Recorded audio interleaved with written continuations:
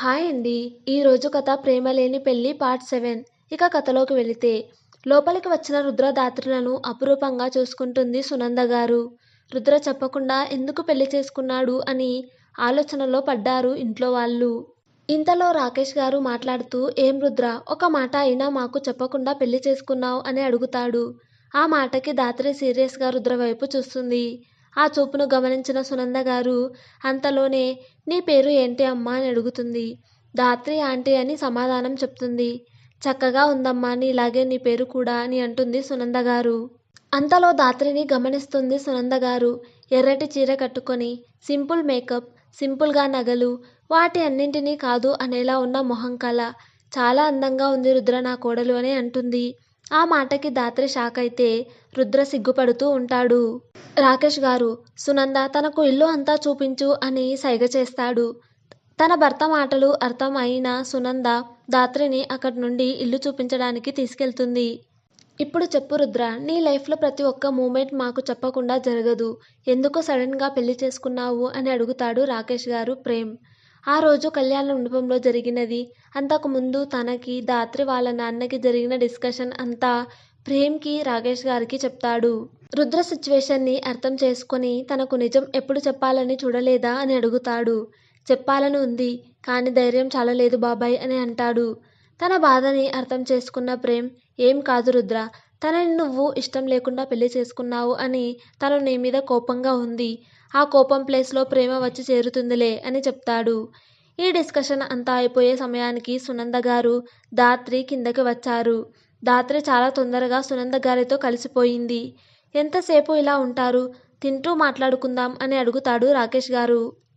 రుద్ర అంతలోనే, ఇప్పుడు కాదు బాబాయ్, కాసేపు ఉండండి అని దాత్రికి సైగ చేయగా, వాళ్ళు తీసుకొని వచ్చిన కపుల్ డ్రింక్స్ ని వాళ్ళ ఇద్దరి చేతికి ఇచ్చి, మీ పెళ్లి జరిగి ఈ రోజుతో 30 సంవత్సరాలు పూర్తి చేసుకున్న సందర్భంగా నేను దాత్రి ఇస్తున్న గిఫ్ట్ ఇది అని అంటాడు.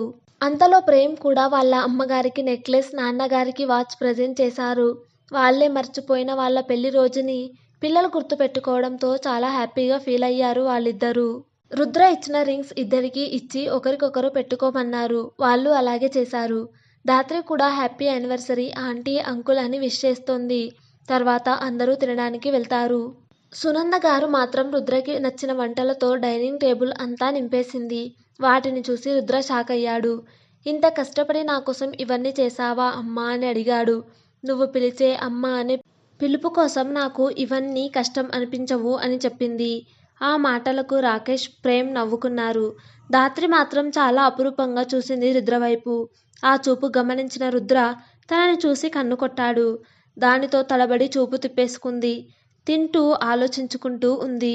ఎందుకు రుద్రని ఇలా పొగుడుతున్నారు, నా విషయంలో మాత్రం ఎందుకు ఇలా చేశాడు అని.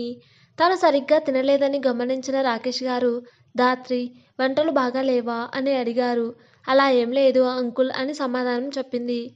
ప్రేమ్ మాట్లాడుతూ, దాత్రి, నేను రుద్ర చిన్నప్పటి నుంచి ఫ్రెండ్స్, ఒకే దగ్గర పెరిగాము, ఒకే దగ్గర చదువుకున్నాం. ఎంతలా అంటే అంతలా. రుద్ర లాంటి అబ్బాయి రావటం నిజంగా నువ్వు చేసుకున్న అదృష్టం అమ్మా అని దాత్రి తల మీద చెయ్యి వేసి చెప్తుంది సునంద గారు. అలా దాత్రి ఆలోచనలలో తను, ప్రేమ్, రుద్ర, సునంద గారు, రాకేష్ గారు అందరూ మాట్లాడుకుంటూ భోజనాలు ముగించారు. కాసేపు అందరూ మాట్లాడుకొని రుద్ర, దాత్రి, ఇంకా మేము బయలుదేరతాము అని చెప్పగా సునంద గారు దాత్రికి చీర, పసుపు కుంకుమ పెట్టి పంపించింది. ముగ్గురు బయటకు వచ్చి వారిని సాగనంపారు. కారులో వెళ్తున్నంతసేపు ఎవరి ఆలోచనల్లో వాళ్ళు ఉన్నారు. ఇంటికి చేరుకున్న దాత్రి, రుద్ర ఎవరి రూమ్స్కి వాళ్ళు వెళ్ళి పడుకున్నారు అన్న మాటే కానీ ఎవరూ నిద్రపోలేదు. రుద్ర హ్యాపీగా ఉండడం వల్ల నిద్ర రాలేదు. దాత్రికి ఏమో ఆలోచనలతో నిద్రపోలేదు. ఎలాగా అయినా రేపు రుద్ర రూమ్లో ఉన్న పర్సనల్ గది ఓపెన్ చేసి నన్ను ఎందుకు పెళ్లి చేసుకున్నాడో తెలుసుకోవాలని నిర్ణయించుకుంది. కథ ఇంకా ఉంది, అది నెక్స్ట్ పార్ట్లో కొనసాగించబడుతుంది. Thanks for listening.